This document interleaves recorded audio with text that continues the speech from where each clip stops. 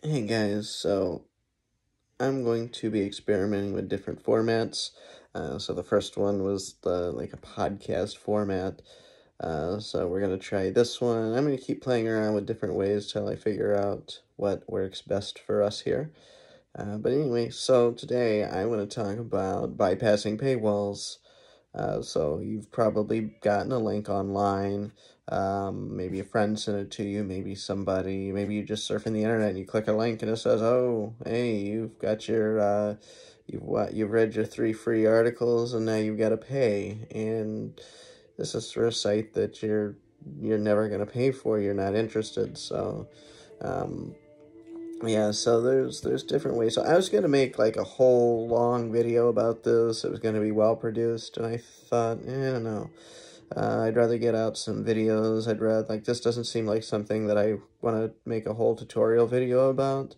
So this is just gonna talk about it. But yeah, so I mean, if you come across this, you've got a few choices. You can subscribe. You can go find somebody else probably wrote the article on a free site anyway. That's going to cost you your time. Even easier, you can just say to hell with it and not watch it or not read the article at all. But there's a way to bypass those paywalls. So there's a bunch of different plugins. The one that I'm going to talk about, it's a free one. Although I'm not so sure that I know of any of these browser plugins that are not free, but this one's definitely, it's open source. You can download it on GitHub. I'll post the link in the video description, but yeah, it's just called Bypass Paywalls Chrome by someone called I Am a Damn Dev. Or maybe it's I Am Adam Dev. I don't know if you are the developer of this and you're watching this. How do you pronounce your username?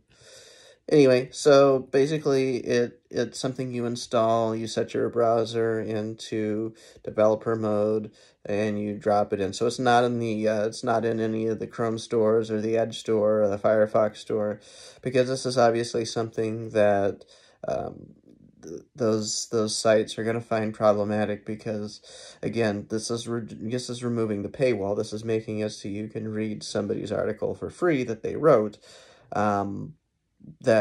with the expectation of somebody who's paying would read it.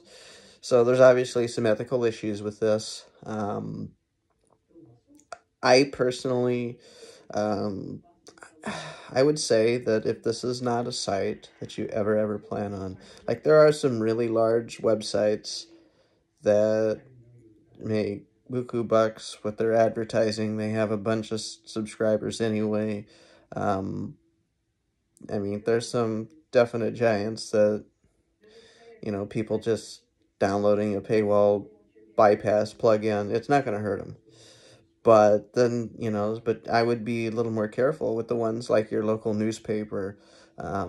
So I actually do subscribe to my local newspaper, the e-edition. So, I mean, I am paying, but I'm lazy. I don't log in all the time, so I'm definitely bypassing the paywall, but I'm still technically paying to see that content. So just, when you have multiple devices, multiple logins, it turns into a pain in the ass to remember, hey, I gotta log into my account here. And sometimes you just want to read the article, like I'm at work, I don't have time to, I'm certainly not going to log into my personal account on a work computer. Some of you might not. There's definitely reasons you should not. Whether or not they say it's okay, it's just something that I've found. You need to separate those things, work and personal. But on the subject of paywalls, bypassing paywalls, do so responsibly. So this isn't, I'm not telling you guys how to do this so you never ever have to pay for an article again. If you really like a website, if you find out, say, the New Yorker or the Atlantic, and you find out that you're really starting to read their articles a lot after doing this, and you realize you really like them, I would consider strongly, if it's in your budget, to pay for their service. pay for what you consume. But if you're seriously just, like, Bing, you go to Bing and they bring up news, they curate all sorts of news automatically for you. They come from 15 million different directions. And you're not paying attention to which one, so all you want to do is just read the articles they give you, and sometimes you get to paid articles, so you gotta watch. There's definitely a lot of good places for free articles that you can read, but again, you're still going to come across these sites that restrict how many you can read for free, so, but yeah, so if you use this plugin, so essentially, here's the rundown with it. So the best two browsers to use for it are Chrome and Edge. If they have a Firefox version. You can use it in Firefox, but it doesn't have the custom site function. So, if on Firefox, they have a really healthy list of sites that they automatically support. And those might be the ones you care about. I don't know. But, so essentially the way this works is it disables JavaScript on the web page, and then it lies to the web server and says that you are Googlebot. So that's how they're bypassing the paywall. That's how you're bypassing all the notices about pay for this, pay for this, pay for this, because they want Googlebot to index it. They want Googlebot to see it because that's how they get people. That's part of their SEO strategy, is they know that Googlebot's they know people are going to find these links. They know it's going to be clicked on. So they definitely want people to know, hey, there's this article about what Putin's doing today. And so people like to read that, of course. So they'll see that link and they'll click it. And so essentially, so this plugin basically tells them, hey, I'm actually Googlebot, so you can go ahead and tell me everything. I'm indexing this. And in reality, you're just trying to read your article. And so, yeah, so I'll post the link here. But yeah, so like the quick rundown though is you're going to open up your extensions page in Chrome or Edge. I haven't done it on Firefox yet, so I can't really comment too much on Firefox. I'm not really a Firefox user. I'm a hardcore Edge user, but I do have all three browsers installed because it's very important to have multiple browsers, and there's nothing wrong with Firefox. So don't think I hate Firefox. I just think Microsoft finally put out a browser that doesn't suck, and they took Chrome's browser and actually made it better. As in, I haven't experienced the memory leak that usually sucks down Chrome. So yeah, yeah, you open up the extensions, you're going to click the little slider that enables developer mode, then you're going to drag the folder for the installer right onto that browser window with the extensions page open. It installs it, bam, now you've got the paywall eliminator, and now you can go browse those sites. So yeah, so if you're on Chrome or Edge, you can actually add a website to it, so you can click. So you open it, it brings up a list. By default, it's empty, of course, so one website per line. Just type in the domain name. And some sites may have multiple domain names. I don't know, but you'll figure that out as you use them. But yeah, that's how you use this paywall blocker. So now that's still a completely different subject than ads. So blocking ads is a completely different set of ethics.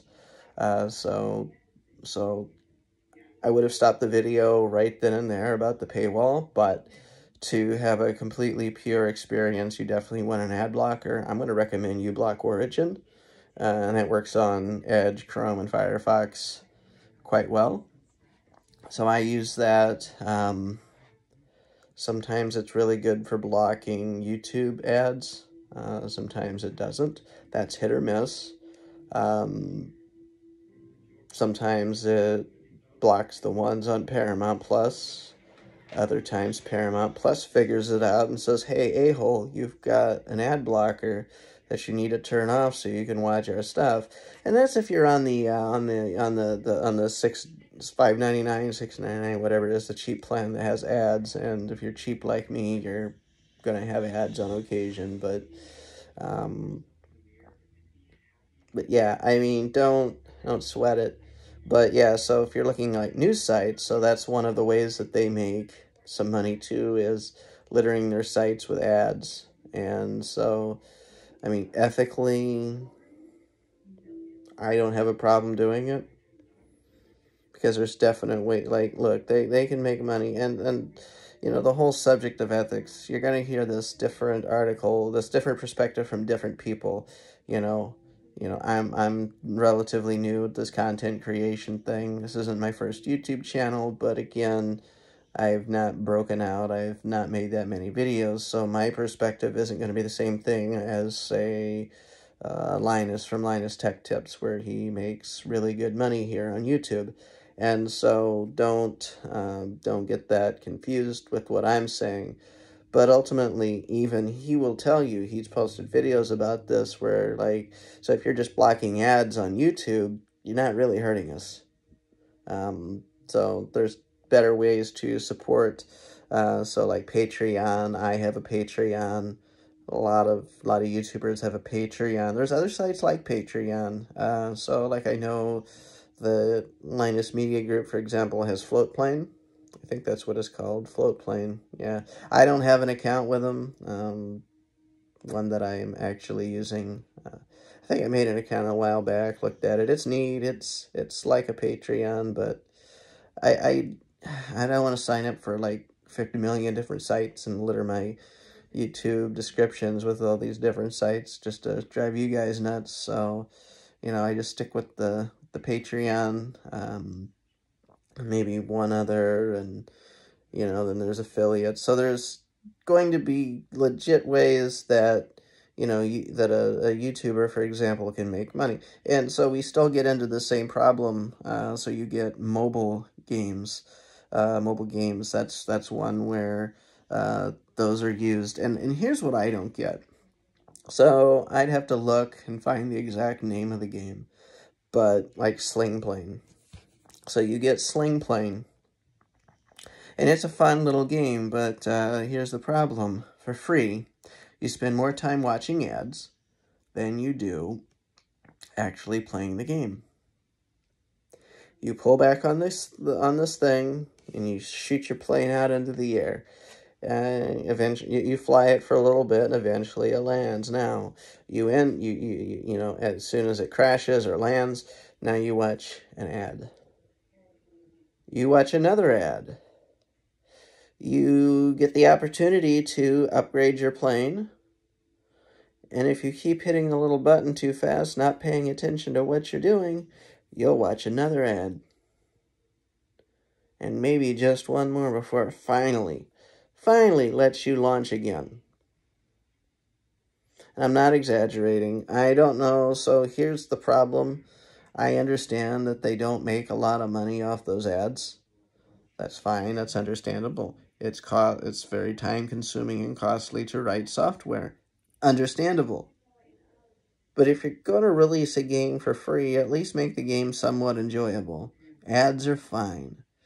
But when you're playing the game between watching ads, you haven't done anything good. You haven't created a sustainable source of income. They're literally, like, you get tired of these ads, right? Like, I'll download a game like that. I'll play it. I might give it a couple of weeks to a month at best. Then I get bored with it. I'm done with it because I'm tired of the ads. I'm like, look, I gave this a chance, but this isn't fun. And I don't like to spend money on games. And I know I'm not the only one like that. A lot of like, I have better things to spend money on than the fucking games that I play. So I'm just going to uninstall the game. Or I'm going to forget that it's there. And hey, sometimes my phone uninstalls things on its own when I've not played it for a while. Hey, thanks, Apple. But, my point is, when you've got the ability to block ads, what's unethical is making games that people can't enjoy.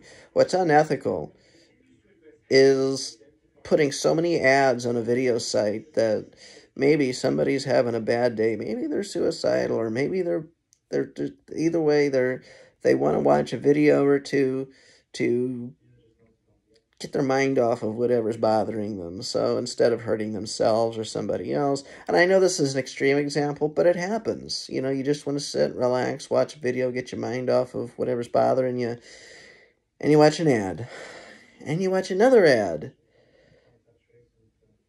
You know, so and these first two you couldn't skip, but then you think, well, maybe this last one will let me skip, and it still doesn't let you skip, and you have to watch it. Now, most of the time, YouTube's good about letting you skip, but then it blocks you from skipping. It's really freaking annoying. So you don't have, you know, a good experience because you just want to watch your videos, and you know, it just sucks because it's a fine line. Like, our technology hasn't caught up with human use patterns yet, I guess is the word I'm looking for. But yeah, so I mean, right now, if you've got the means to block those ads, do it. You're fine.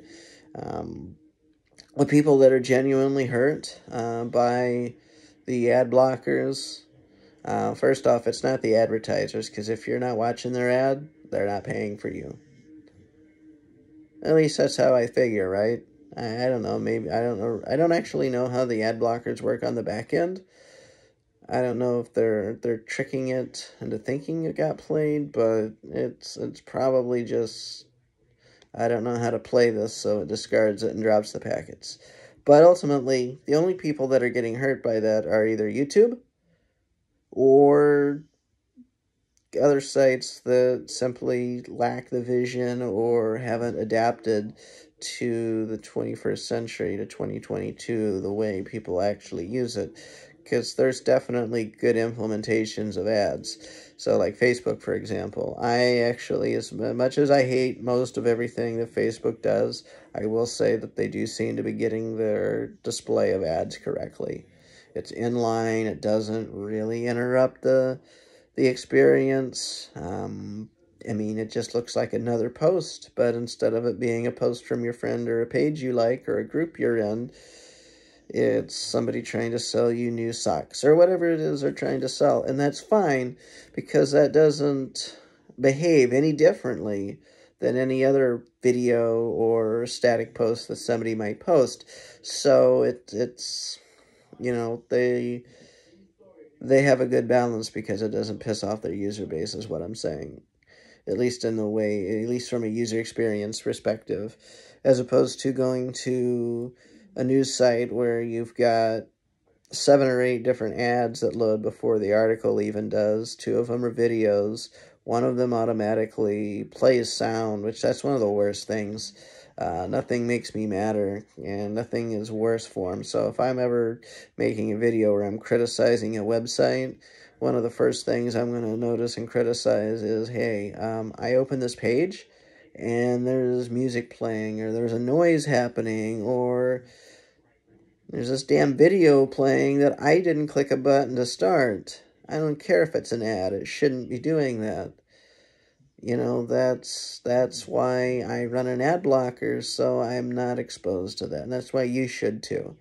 So yeah, anyway, so I'm going to have links in the video description to Ublock Origin, as well as the paywall blocker, or the paywall bypasser, by I Am a Dev, or I Am Adam Dev. I think that's what it is. I think the name is, it's I Am Adam Dev, which, by the way, Mr. Adam Dev, if you're watching this, thank you. Great work. And if you like him, support his work or her work. It doesn't matter. Support the developer. Somewhere on here, I'm sure there's the Patreon or a donate link or something, but or spread the shit out of the link to all your friends, and people will, yeah, so, and I'm just looking down through the description on the site. There's also a way to bypass by removing cookies, so the plugin that bypasses the paywalls also will clean up and block cookies. It's, and they flat out tell you as well that you should install the Ublock Origin extension, so that's right in line with what I've already said. And yeah, so that's, that's going to be it. So yeah, so if you've got any questions, You can shoot me a message. You can, if you want to support me, you can subscribe to my Patreon. Another good way to support me is if you want consulting, you can send an email to george@peakandpcsolutions.com. And anyway, peace out. Have a great day.